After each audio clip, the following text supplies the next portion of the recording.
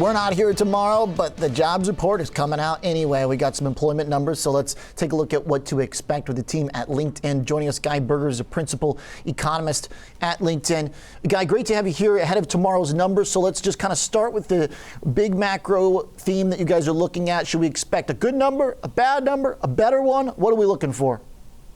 I think there's good reason to expect a good number. I think in our data, what we saw is hiring in March was about the same level as February, but February was a big gain. And really, in terms of hiring, we're about as close to recovery in the U.S. labor market as we've been at any point since the pandemic started. And not only that, one good thing is that we're seeing that recovery becoming broader. We're seeing more industries, more metro areas achieving full recovery on hiring, doing better than they were even before the pandemic started.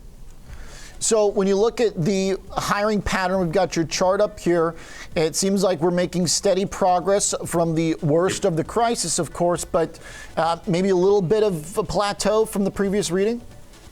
Yeah, I think that there was this big gain that happened in February once we started finally getting past that challenging third wave we had over the winter. But I think there's still probably more gains ahead as employers start taking advantage and preparing for this big economic reopening that we're likely headed to over the late spring and summer. So some of that over the past month, any inclement weather impact, as it was pretty cold around the world? Yeah, I think that could have been a little bit of a drag. I do think it's interesting because, for example, one of these sectors that, last spring were down in the dumps, recreation and travel was down. So hiring in our data was down 85%. It increased big this month, and it's only 12% shy of what it was pre-COVID. So I think people really are starting to ramp up some of this hiring and employment activity to be ready for taking advantage of a vaccinated and fiscal stimulus boosted U.S. economy.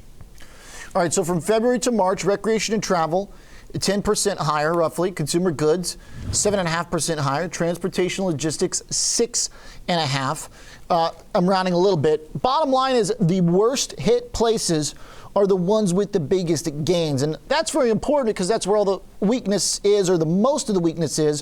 What about the industries that were stable during the past year? How are they doing? Are they increasing, decreasing, or are they plateauing? I think we're seeing improvements almost everywhere. I know that late last spring or summer, there's all this talk about the K-shaped economy that we're seeing recovery in some places, not in others. There's still some pretty big inequalities. We're looking at what sectors have gained the most relative to pre-COVID. Software leads the pack, shortly behind our wellness and fitness, and transportation and logistics, which are all pretty different, but all in their own way suited to this current environment. But at the same time, almost everything is improving. And ideally over time, not only are all the arrows headed in the right direction, but the disparity between them starts to narrow so that no matter what sector you're working in or you're an employer in, you're seeing an improvement and spillover.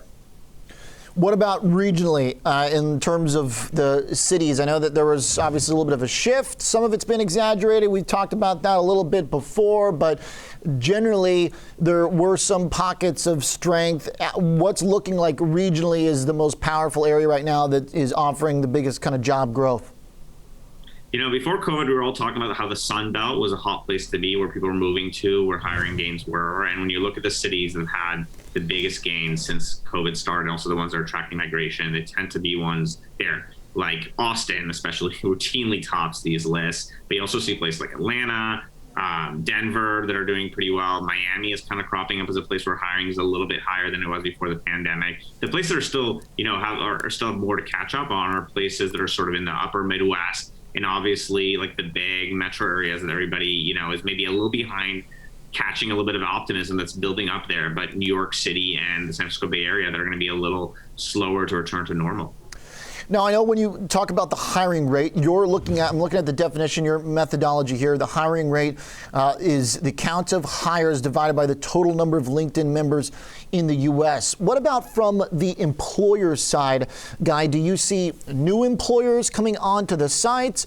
Is it the existing employers that are putting new postings on? Any kind of clue of how the employer situation, kind of the bigger maybe driving force is doing? That's a great question. So what's interesting is way back when the COVID recession started, the businesses that were hit the hardest earliest on were small businesses. Everybody's like, oh my gosh, this is going to be totally such a gain for big businesses out there.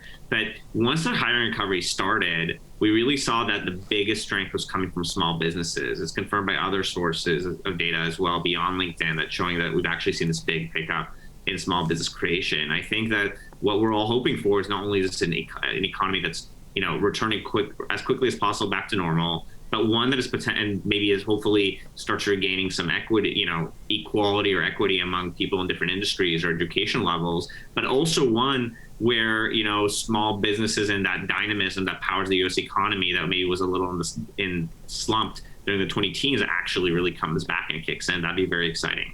Okay. Guy, to kind of wrap things up here, what would you say looks to be the most important thing to keep these gains going? Are these jobs that are aided by the stimulus efforts that employers are able to stay open on a restaurant side? I mean, is this just pure COVID count? Is that what this is all about? I think there are these two really powerful tailwinds that we are really fortunate to have in the United States, which is an increasingly successful vaccination effort. So people feel safer in engaging all sorts of economic activities were maybe too dangerous a year ago, and a fiscal stimulus on top of it. It's really big. In addition, we might get more via the infrastructure plan. I think this is sort of a sweet spot for growth that we maybe didn't experience after the last downturn that we really are benefiting from now. Okay. Guy, great to catch up, and thank you for the details as always on your report. Hi, Oliver. Thank you. Guy Berger joining us from LinkedIn.